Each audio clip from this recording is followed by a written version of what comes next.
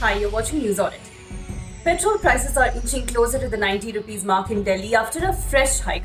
Prices of fuel are soaring across the country, even as rates vary state to state depending on local sales tax and VAT and freight charges.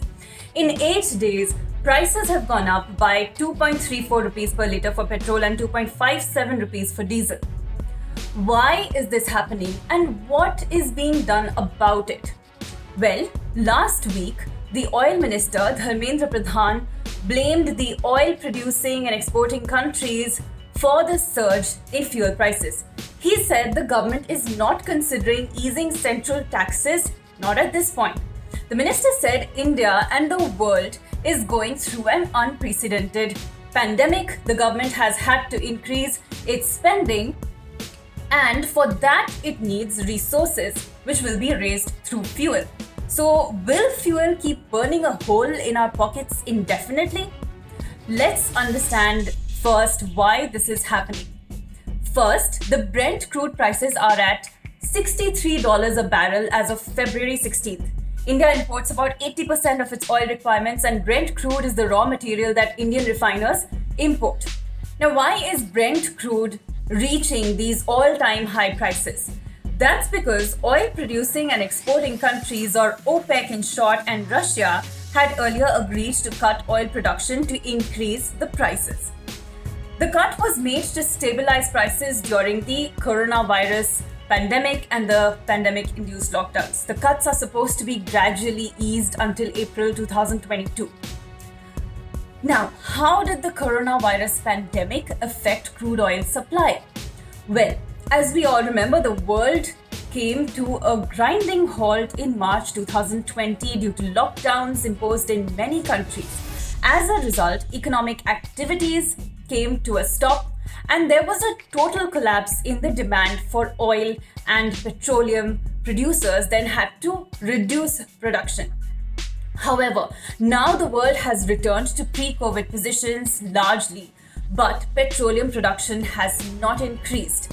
Also, mass vaccine rollouts are also happening and are crucial in the fight against COVID. This transportation has also driven up demand, but like I said, the production of fuel has not increased. Now, increase in fuel price causes inflation. This happens via two channels. One is the direct channel, where crude products themselves appear as constituents in the consumer price index. And the other is the indirect channel, where over time, retail prices of all other commodities that use crude as an input will also increase. Already, prices are on the uptick in India as transportation costs have increased due to higher fuel price.